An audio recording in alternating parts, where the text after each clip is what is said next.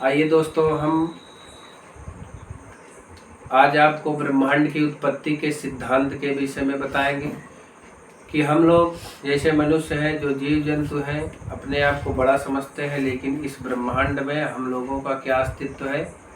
हम लोग ब्रह्मांड में एक प्रकार से एक छोटे से कण के भी समान नहीं हैं, क्योंकि ब्रह्मांड का विस्तार इतना ज़्यादा है कि उसके विस्तार के आगे हम लोग कुछ नहीं है।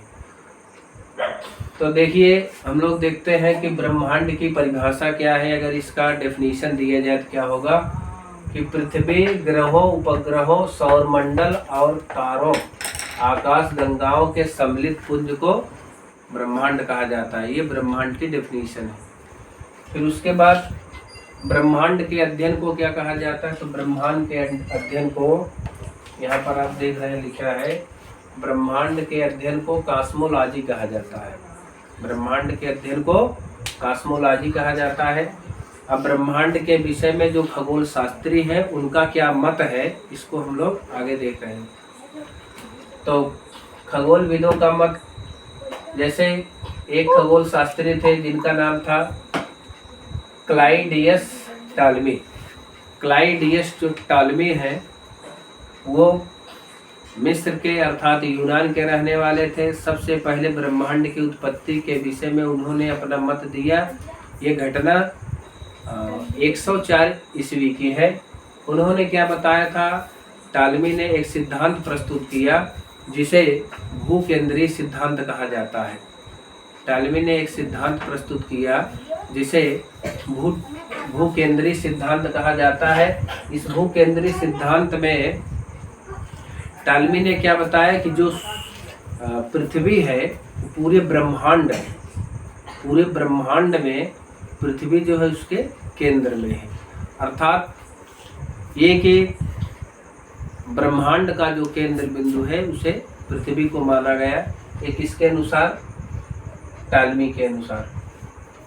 फिर उसके बाद दूसरे खगोल शास्त्री का क्या मत है। देखिए, कॉपरनिकस ने 1473 में एक सिद्धांत प्रस्तुत किया जिसे सूर्य केंद्रीय सिद्धांत कहा जाता है। तो इनके अनुसार, कॉपरनिकस के अनुसार, सूर्य केंद्रीय सिद्धांत में बताया गया कि जो ब्रह्मांड है, ब्रह्मांड का केंद्र बिंदु कौन है, सूर्य है।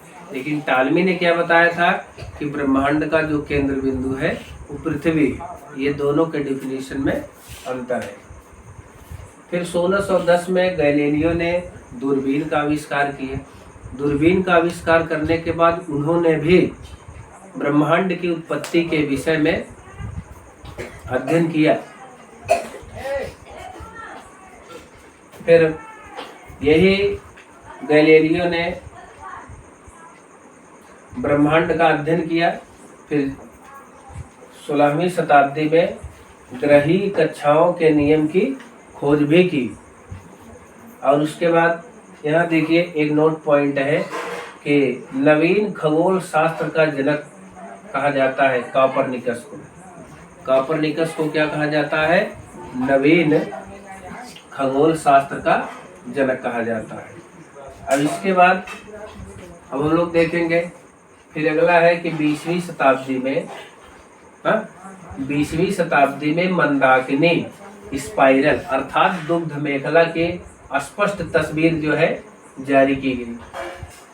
और उससे यह पता चला कि जो हमारा सूर्य है ये केंद्र में नहीं बल्कि मंदाकिनी के एक बिंदु पर है।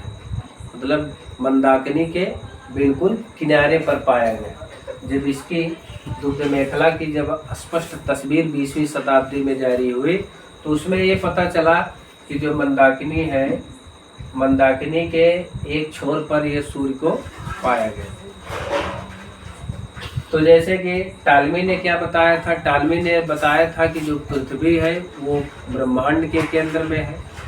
फिर कॉपरनिकस ने बताया, जो कि पोलैंड के रहने वाले थे, उन्होंने बताया कि सूर्य जो है और ब्रह्मांड का केंद्र बिंदु है। लेकिन 20वीं शताब्दी में जब दुग्ध मेखला की स्पष्ट तस्वीर जारी की गई, उसमें ये पता लगा कि जो सूर्य है वो मंदाकिनी के एक छोर पर है। ठीक, फिर उसके बाद इस खगोल शास्त्रियों की होड़ लग गई।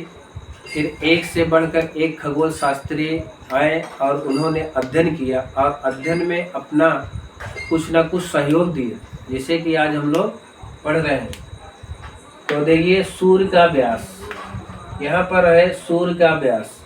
सूर्य के व्यास को किसने पता लगाया कि सूर्य का व्यास कितना है, सूर्य की त्रिज्या कितनी है।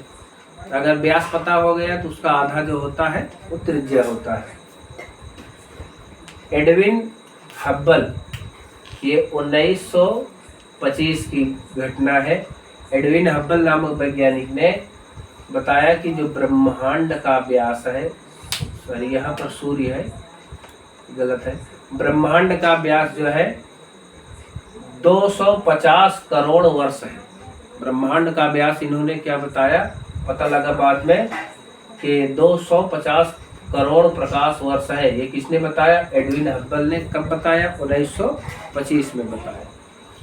फिर उसके बाद आगे चलकर कुछ वैज्ञानिकों का, खगोल शास्त्रियों का ये मत था कि आने वाले समय में एक निश्चित समयावधि जब पूरी हो जाएगी, उसके बाद पूरा जो ब्रह्मांड है वो सिमट कर एक बिंदु पर आ जाएगा। अर्थात पूरा ब्रह्मांड एक बिंदु पर आने के बाद वो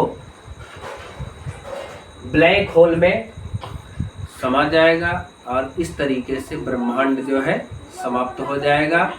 अब इसके बाद हम लोग अगले वीडियो में देखेंगे कि महाविस्फोट सिद्धांत की ब्रह्मांड की उत्पत्ति कैसे हुई, इस पर किन किन वैज्ञानिकों ने अपना मत दिया है, उसको हम लोग अगले वीडियो में पढ़ेंगे।